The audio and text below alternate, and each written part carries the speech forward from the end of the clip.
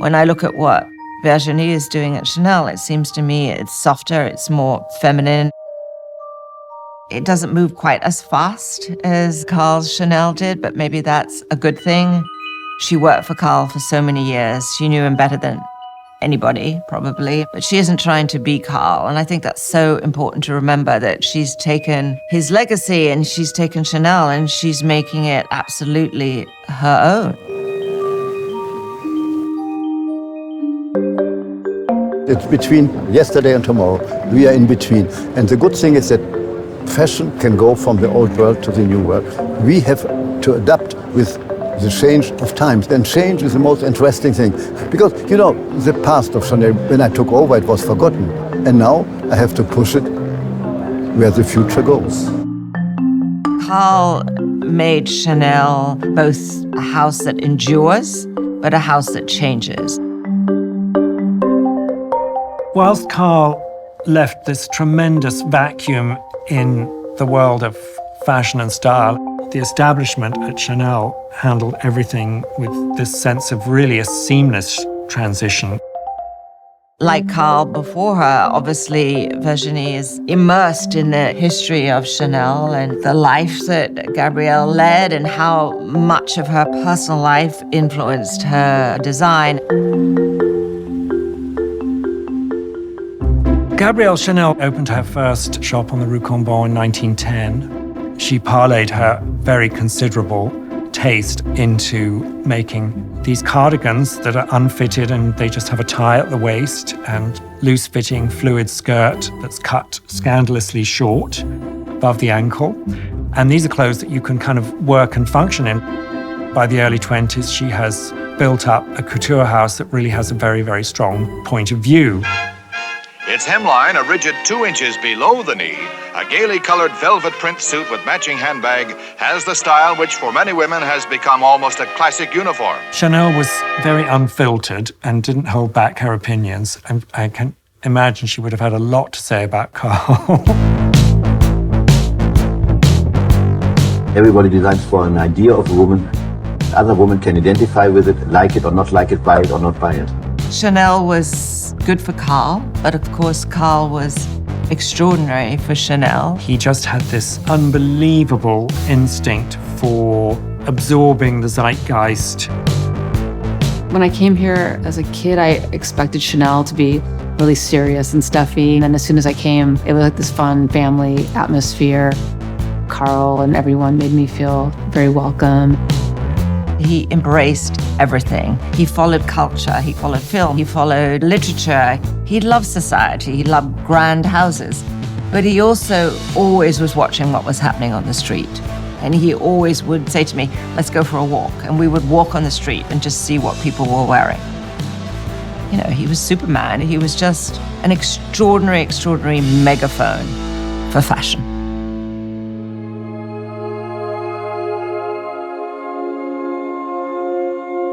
When we heard about Karl passing away, we were in shock. It felt like a giant had left the stage. He was so witty and sharp and funny and open. I mean, he was the first to bring the street to the catwalk and really, really influenced every part of fashion. He's irreplaceable. I mean, there just is no one else like him. And I think for people that maybe don't know Karl or didn't know Karl as well as I did, because I was so lucky to know him over so many years, that there was a very vulnerable side to Karl, and I just felt so privileged to be inside that circle. We genuinely had a friendship.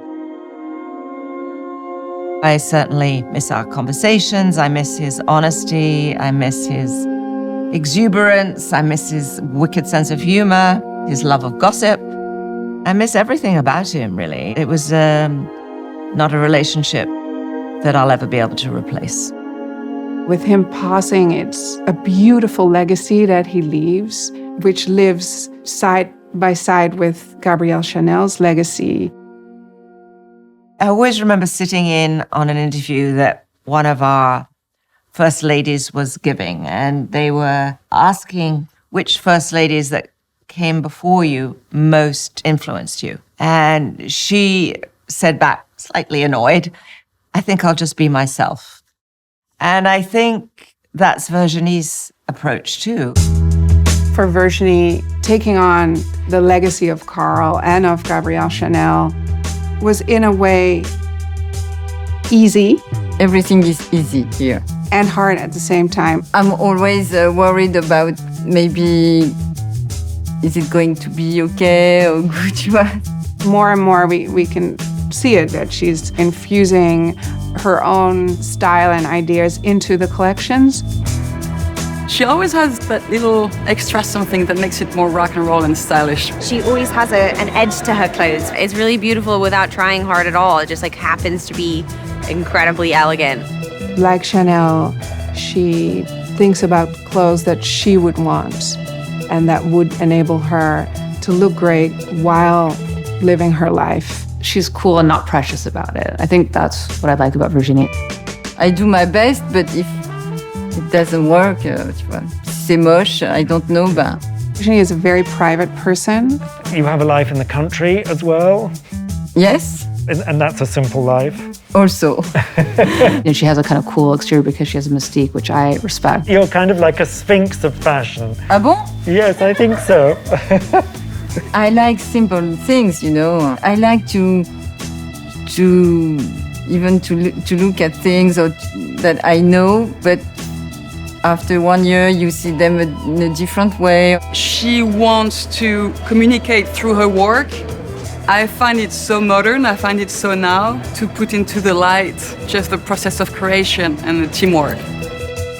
She's not in it for the fame, for the attention. She just wants people to feel good in what she makes. She loves to go into deep conversations, she loves to talk, she loves to listen to you, to watch you move, and that takes time. What she also learned from working with Karl is this idea of, it's only fashion. It's not brain surgery. Not saving people. We don't save lives, so let's have fun. And tomorrow we make something else. It's very playful when we work with Chanel.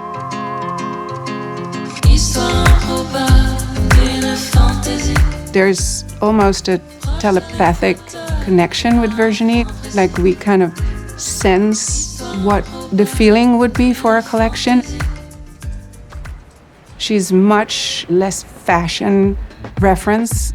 We would go like, oh, remember this movie from the 70s? And, when she crosses the street, she's wearing this coat with that bag and whatever. And for her, it's much more, no, remember that feeling when you would go to a club and you're wearing this amazing new coat and it's super hot in the club, but you don't want to take your coat off. You just keep it on and dance the whole evening. When we're working on the fittings together, the girl that designs the fabrics has as much input as Virginie, as the girl that does the jewelry or the bags. They know when it's a starting point and they understand what I want. Or it's a real team of all these amazing women that are just doing it together. I was thrilled when Virginie asked me to come be a part of it. For me, the couture is such an incredible tradition that I'm happy that still exists, and nothing else is like that. And it was fun to see Virginie's references. There were images of Gabrielle Chanel at balls and costumes. We were in the studio a few days before the show, and the dress is a fraction of it's made, and you just think, how are they going to put this all together by Tuesday? It's pretty incredible. I'm very excited to have a tour. Okay, we'll let you work. Okay. Well done. À ce soir.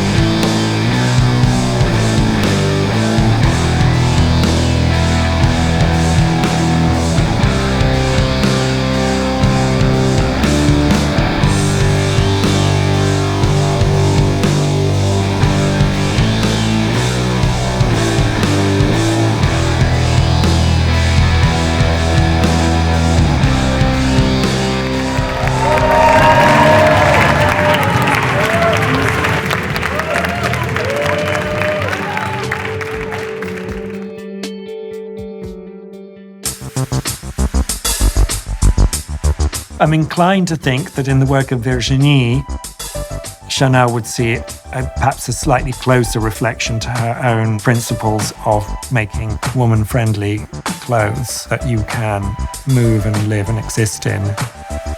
I think she would certainly see a shared mindset of a woman designing for women. I'm doing things with heart, and it's the only important thing for me.